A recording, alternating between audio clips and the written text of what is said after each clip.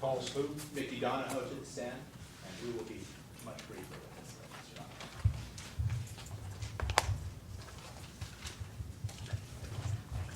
Is he outside? I believe he is. Mickey Donahoe? I believe you just got a volunteer. So, thank you.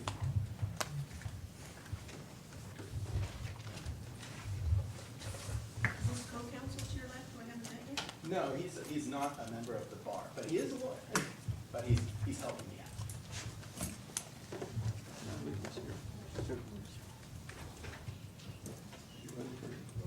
Yes, ma'am. You were already sworn, correct, sir? Yes. You have a seat up here to the right. And there's a little step, so be careful.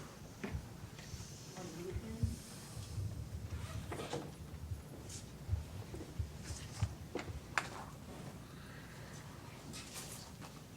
Would you please state your name for the record? My name is Michael Duniho, Okay. Let's have the spelling of your last name, Duniho. And Mr. Donahoe, would you please describe to the court your education? I have a master's degree in Far Eastern Area Studies. I was trained by the National Security Agency in computer programming, and the NSA sent me to the Massachusetts Institute of Technology to participate in their Advanced Engineering Studies program to study advanced computer technology. Okay. And have you worked for the NSA? Worked for the NSA 37 years. Okay. Have you ever been admitted as an expert witness in any other proceeding? Yes, I was a witness in the Democratic Party suit against Pima County Board of Supervisors. And you're the man that court called an NSA master programmer? Yes. At NSA, I had the designation before I retired as Master Computer Scientist. Your Honor, I'd like to move to have this witness admitted both as an expert in the field of information security and in the field of computer science in general.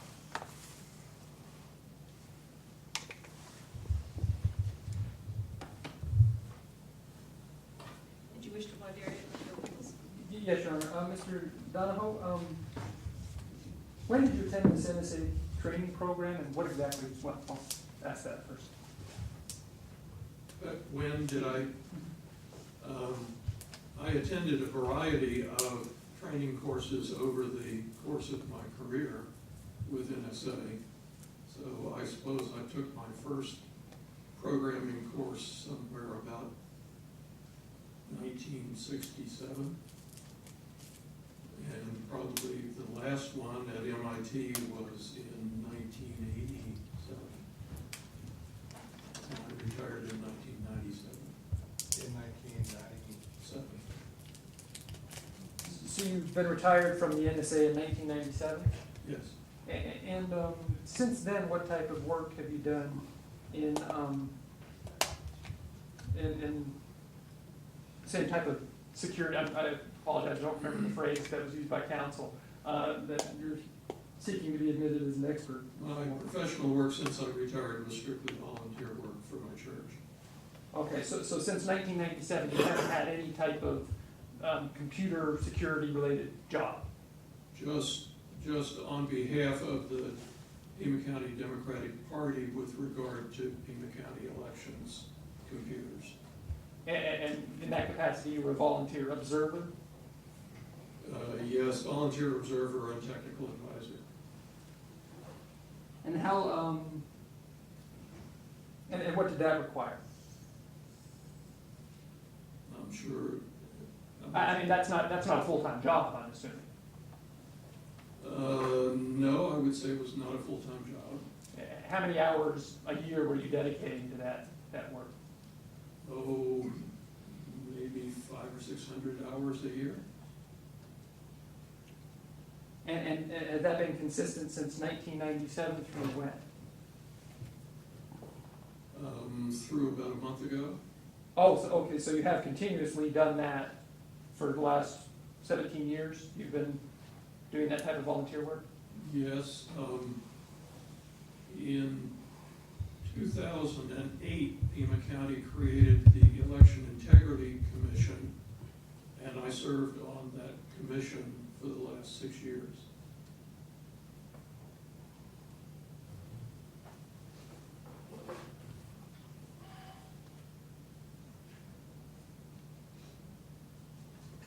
And after, since 2008, you still have been involved in working for the Democratic Party, observing elections, and I'm not working for the Democratic Party.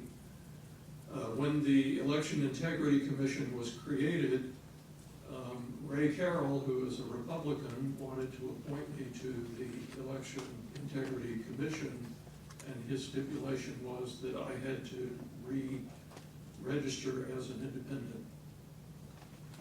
So I have not been part of the Democratic Party since 2008. okay.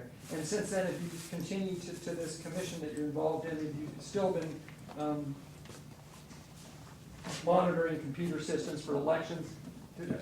Okay, and you've still been committing about 500-600 hours a year, you Yes. think, to that endeavor? Okay. And perhaps if council could just restate what this witness is being sought to be an expert for. I'm sorry, Mr., could you repeat? Oh, what- I'll say it a little more clearly. The defense wants to know exactly what this witness is being proposed to be an expert of. What fields specifically? Both general computer science and also information security. Computer science and then what's- Information security. Information what? Security? And Mr. Donahoe, in your capacity as a member of that commission, have you been involved in, thank you, Tim. Have you been involved in assessing information security? Is that, Yes. okay. And you have been keeping up to speed, I mean, certainly when you went to the NSA training program, a lot's changed. You have been keeping up to speed developments and changes in the industry? Yes. Okay, okay. No further questions, Your Honor.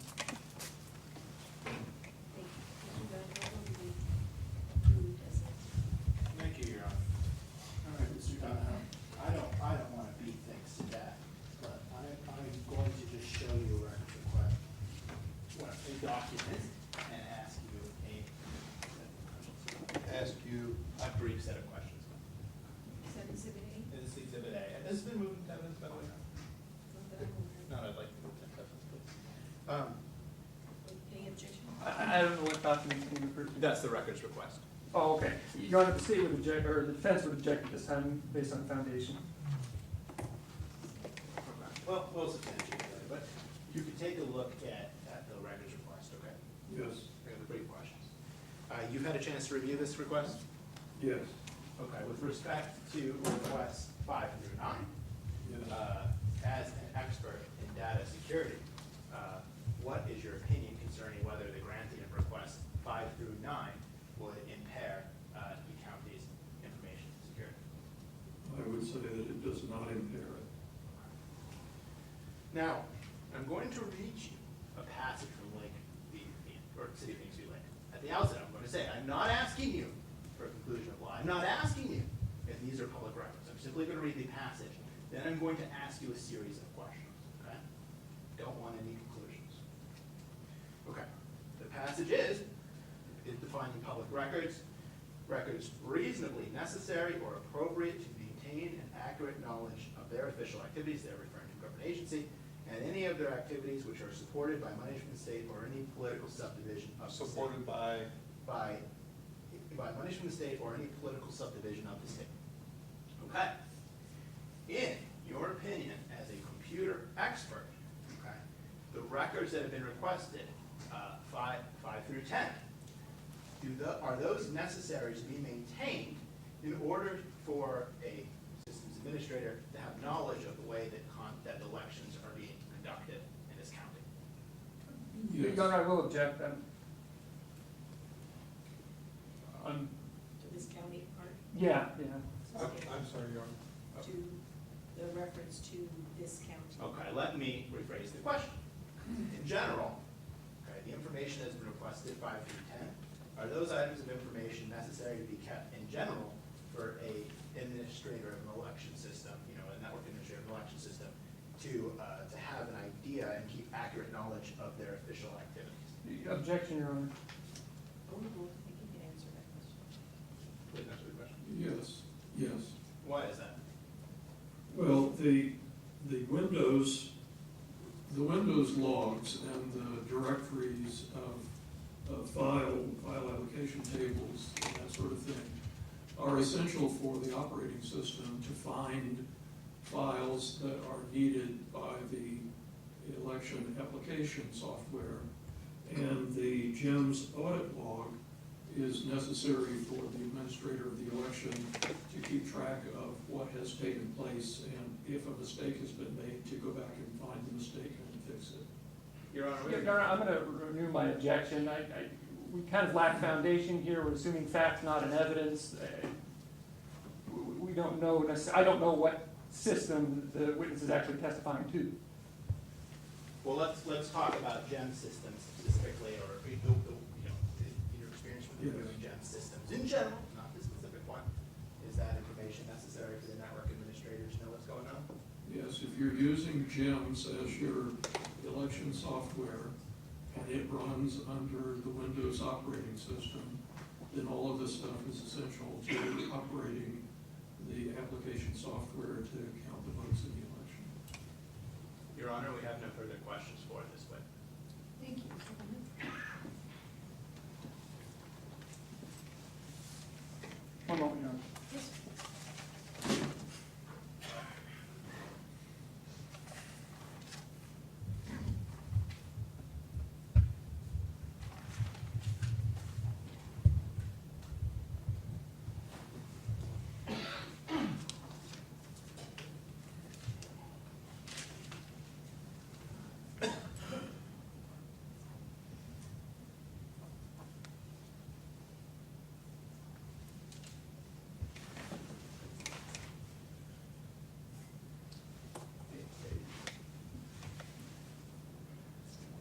Just to clarify from what counsel just asked you, you're saying that these items, I believe 5 through 10, are necessary for the administration of the software?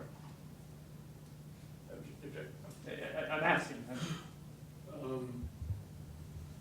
To properly run GEMS using Windows, the administrator of the system would need the items 5 through 10, is that what you said? I would say to run GEMS, you absolutely need 5 through 9. Okay. If your computer is hooked up to a network, then you would also need 10. Okay, assuming that the system you're trying to operate was GEMS using Windows, the 10 Yes. would apply. Okay, but 10 isn't something that would be necessary for the administration to have to run its program. If they don't hook their election computer up to a network or to the internet, then 10 would not be relevant. Okay.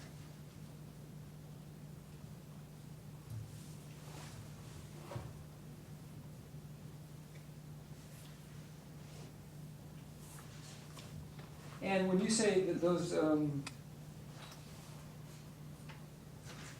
that it was necessary, now we're singling down to 5 to 9, those being necessary to administer the program or the system, is that distinguishable from, I mean, does the end user need to know about that, or is that something, again, that would simply be something behind the scenes? We referenced earlier to metadata. Is that more metadata related, where the end user doesn't need to have an awareness of that versus what the machine might have? Objection, That was a Your horrible Honor. question.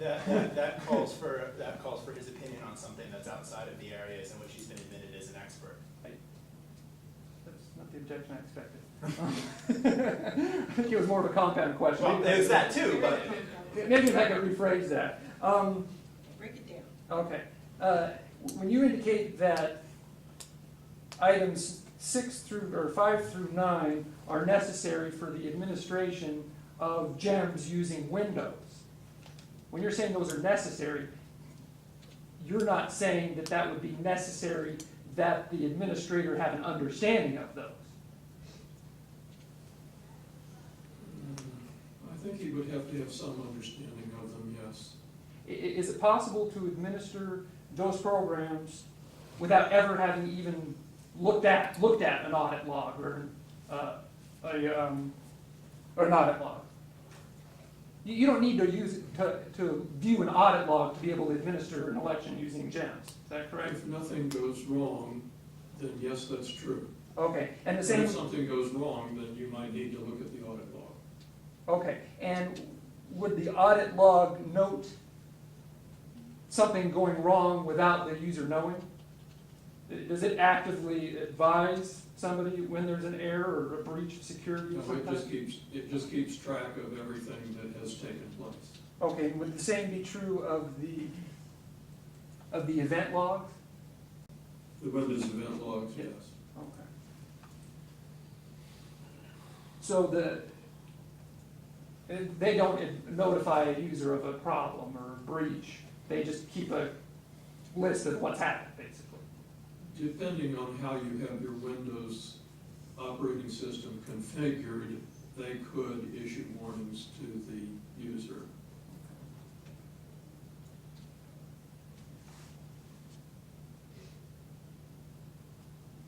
Now, you mentioned, with respect to item number 10, that wouldn't be necessary if the system wasn't hooked up to a network. How can an election run without being hooked up? Objection, we never actually opened the door to question number 10 on direct. So, Doesn't matter, he's open to anything. okay. I'm sorry, no. He's open to question on anything. I'll restate the question then. So item 10, you've testified, isn't necessary for the administration of the GEM system, provided that you're not hooked up to a network. Is that correct? Did I say that correctly? Sort of. Objection, Your Honor, can we have him rephrase the question? It's a confusing question. That was a yes or no question. Was it? You can ask him to explain. Okay. I Please have to explain. I have to define network Okay. in order to answer your question. By network, I'm referring to hooking this central count computer to any other computer by any means whatsoever. So sometimes we have a local area network, sometimes we have the internet, and in the case of Pima County at least, when we first got involved in looking at Pima County elections, they were using modems and telephones to forward results from precincts to the central computer. That was a security issue. And when we discovered that, we recommended to Pima County that they stop using modems to forward the votes from the precincts, and they physically brought in the machines from the precincts and loaded them directly into the central computer so that there would be no network connections whatsoever. Okay, so I guess it is possible to administer GEMS using Windows and not have any type of network, but it would require physically taking the results from every ballot location to the centralized computer. That was how we did it in Pima County, yes. Okay. And you mentioned any alternative to that, either using a modem or an internet connection, or I guess the modem is a telephone line, is that correct? Yes. Okay, either using the telephone line or the internet, or heaven forbid, a wireless router. At that point, there's a concern, a breach concern. Yes. Okay.